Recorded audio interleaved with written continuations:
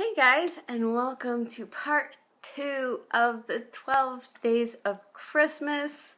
And I want to say in the last part, I had said that we would go over Christmas trees and why they are the way they are today. So I'm going to scoot over so y'all can get a better look at my Christmas tree, because I love my Christmas tree.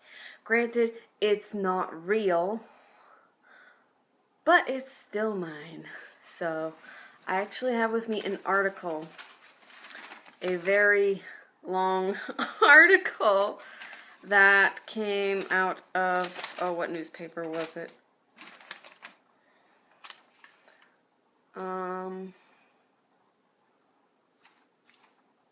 It's a local paper, and by local I mean very, very local, like it's small.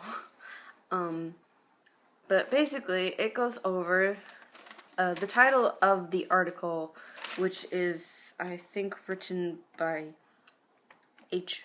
Brooke Page, is titled "O Tannenbaum: The Origins and Heritage of the Christmas Tree." So, basically, the Christmas tree's only been part of the American holiday tradition for about over 200 years. It hasn't always been a thing. Shocker, right? But let's see.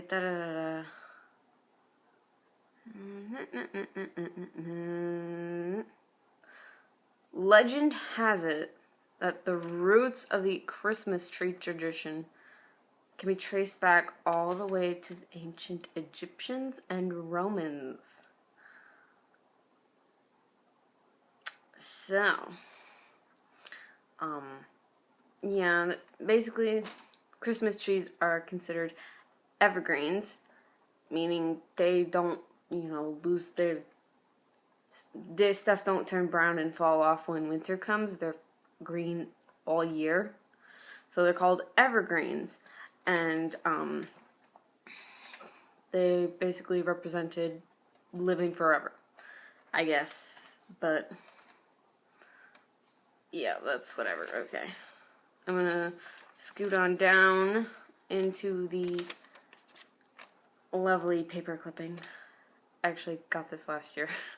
This is not from a recent printout of this paper. This is from last Christmas.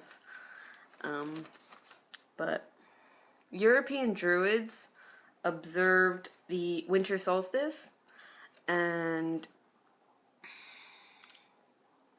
yeah, far from celebration, yada yada yada, they feared the dangers of coming winter, and basically they would put evergreen boughs above their doors to basically ward away evil spirits. So like they would take like a branch off, like a small branch off a pine tree, and stick it above their door. Kind of like in one of those Bible stories where they smeared lamb blood on their doors to mark that they believed, and so the it was one of the plagues. I think it was like the death of his firstborn son or something plague or something like that. I don't entirely remember. I was little. This has nothing to do with Bible stories. But yeah, that's a thing.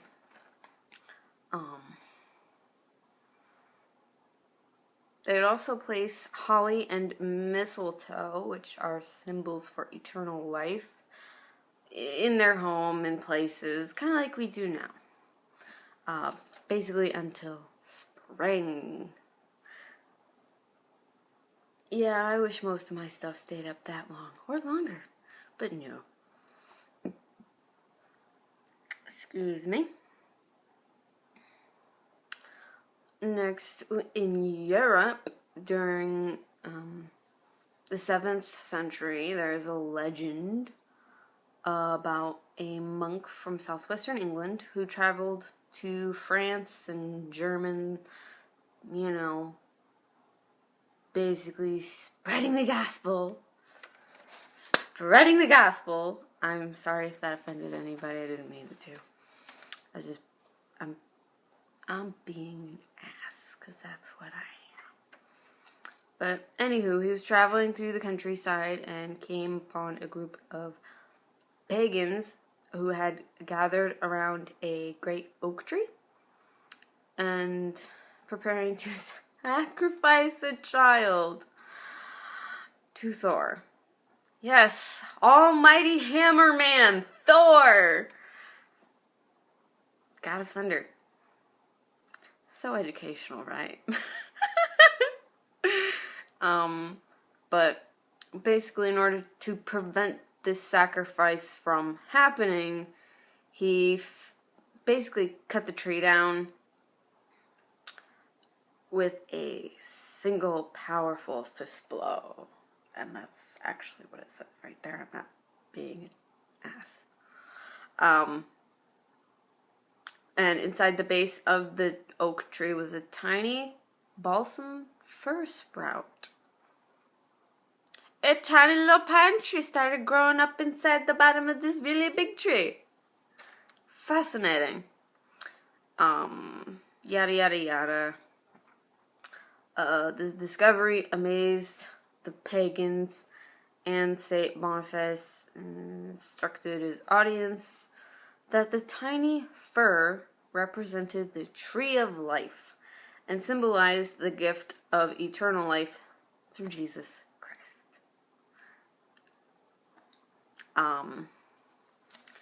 And basically they started referring to that tree as God's tree. So, but the first documented use of pine tree, or an evergreen tree, whatever the hell you want to call it, still a pine tree, as part of the Christmas tradition, comes from Germany, the land of angry sounding words. You can say I love you to someone in German, and I'm sorry to any of my German friends. Michelle, I love you. But the German language just sounds angry? Trust me, I know. I had an ex that told me he loved me in German, and it sounded just slightly insulting because I didn't know what he was saying. That's horrible. That's horrible. I love you, Michelle. Don't get angry. But yes, the first time a pine tree was used as a Christmas tree was in Germany.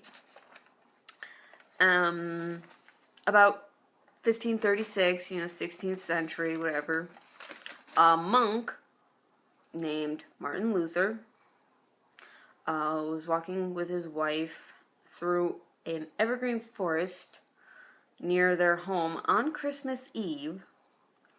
It was a crisp, clear, starlit night, blah, blah, blah, blah, blah. The forest canopy reminded him of the Lord's countless heavenly angels looking down upon them. Can't escape the Jesus thing, just saying. It's Christmas. You can't escape the Jesus thing unless you just sit there and watch Santa movies. But yeah, basically, he, what was it? He was suddenly moved to cut down a small tree and take it home, and he put little candles on the branches, kind of like Christmas lights. So, yeah.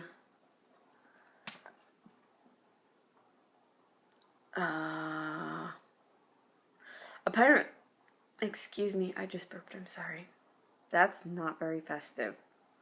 But apparently, it's believed that Martin Luther chose the balsam fir for his Christmas tree because its twigs resembled little crosses at the end of every branch. Back to the Jesus thing.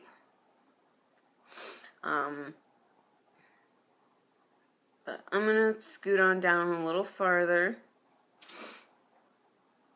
If I can get out of the Germany thing. The Christmas tree tradition was brought to America by German immigrants. Thank you. Who settled throughout the country. Yada, yada, yada. Families would decorate their Christmas tree with handmade decorations fashioned from wood, paper, and feathers. That's awesome. I actually have a lot of wooden decorations on my Christmas tree.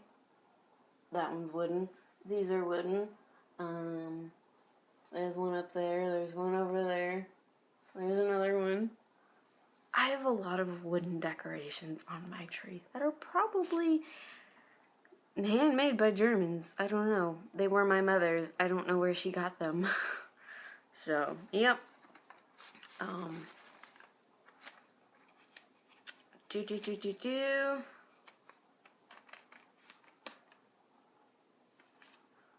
Apparently, there's a popular German tradition that I am not going to try to pronounce. No, maybe I can. Scherenschnitt? I'm not sure. It's paper cutting with scissors, which was used to create unique ornaments for the tree. I'm assuming that's similar to what we do when we're making paper snowflakes. I'm assuming. Correct me if I'm wrong.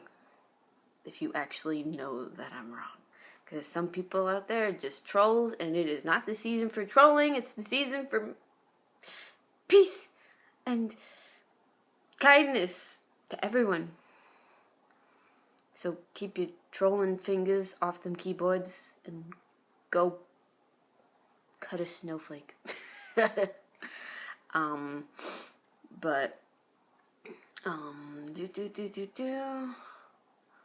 Legend has it that during the Revolutionary War, the Christmas tree may have assisted General George Washington in capturing Trenton, New Jersey on Christmas Eve. Who'd have thought? Paid soldiers fighting for the British. Haitian mercenaries. Sorry about that. They had become homesick as Christmas time approached. They had put up a small evergreen and decorated it with candles to remind them of better times back home in Germany. As the darkness fell, they abandoned their guard posts. As midnight approached, Washington and his troops attacked, and the merry Haitians, totally unprepared, were easily defeated. Sorry. But if we scoot on down to a little later in time, the first American Christmas tree seller of the trees, was Mark Carr of Catskill, New York, a farmer who in 1851 hauled 2 oxen-drawn sleds full of evergreens into New York City and was able to sell his entire supply within a few days. I've actually been to Catskill, New York. It's a pretty sweet area. Very nice for vacationing if you want to get away from everything and everyone. Except for, the other vacationers that want to get away from everything and everyone. But within a few years, the Christmas tree became a welcome new winter crop for many.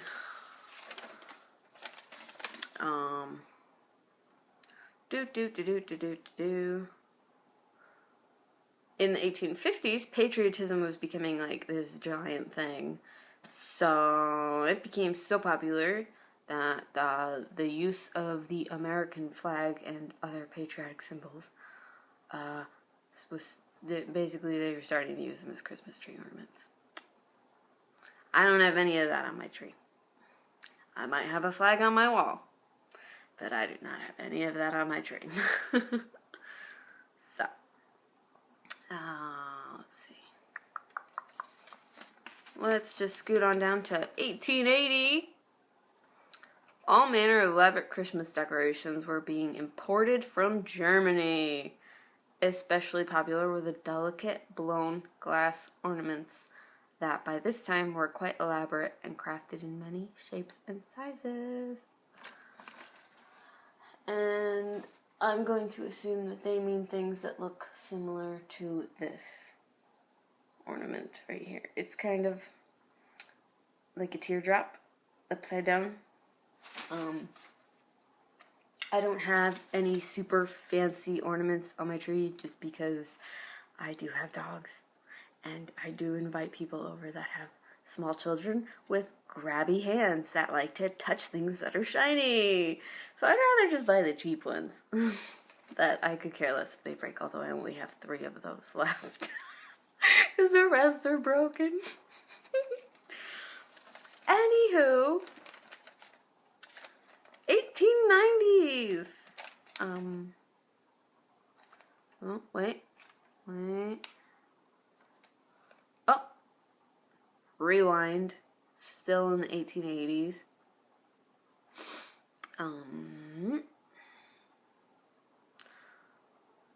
The ornaments were an immediate success and readily available for the national retailers like F.W. Woolworth. No idea who they are. And regional department stores like Gimbel's in Philadelphia and Macy's in New York. These retailers were instrumental in providing Christmas innovations, including metal hooks, i.e. the things you stick your ornaments to the tree with. Also, the first electric Christmas lights were patented by Edward Johnson in 1890 for the Edison Electric Company, and the first artificial trees, like this one, although this is not one of the first artificial trees, which were constructed with wire form covered with goose, ostrich, swan, and turkey feathers that were dyed green to imitate the evergreen. Nice. Alrighty then. In the 1890s, there was an enlargement of decorations in the Victorian style. And by the 1900s, themed trees became popular. Themes included everything from single colors to color combinations. Get the trees that are decorated in Oriental, Egyptian, Dickensian, I'm not sure how to say that word. But, yeah. Apparently, a lot of them were homemade styles that people got out of magazines. So, the first electric Christmas tree lights had been made in 1882 by Edward Johnson. We got that. He made them for his own family's tree. That's gotta be one hell of a Christmas present to your family. Hey guys, I made these awesome lights for our Christmas tree. Wanna try them out? And then bam, they're millionaires because everybody wants them.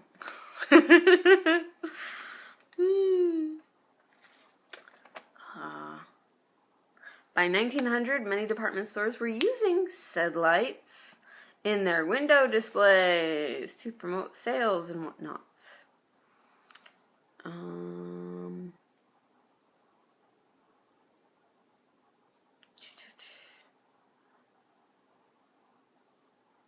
Yada yada yada. Yeah, eventually those were deemed kind of like unsafe, I think, and they redid them basically to make them better. Like everything, obviously those are not the first Christmas lights to be invented. Duh. In the 1930s, concerns over fire safety and convenience led the Adish Brush Company to create the first modern artificial trees made using the same equipment that the company used to make their toilet cleaning brushes. That's not what my tree's made out of either. Just saying. my tree is kind of made out of this very matte tinsel, kind of. I could pluck off a bit, like it's tinsel. Oh, there's already a bit on the floor.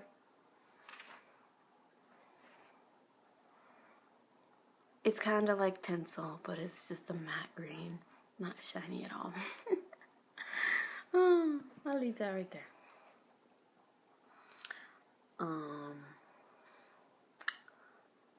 Apparently in the 50s, Addis patented and produced their contemporary silver pine made of reflective plastic filaments designed to create a color-changing tree when illuminated by their special light with a revolving disc of colored plastic cells that projected the different colors of lights onto the tree. So basically, you bought a shiny silver tree and a disco ball to go with it. Oh my goodness. Throughout the 20th century, an array of new innovative decorations, ornaments, and lights to adorn the Christmas tree were created. Yep.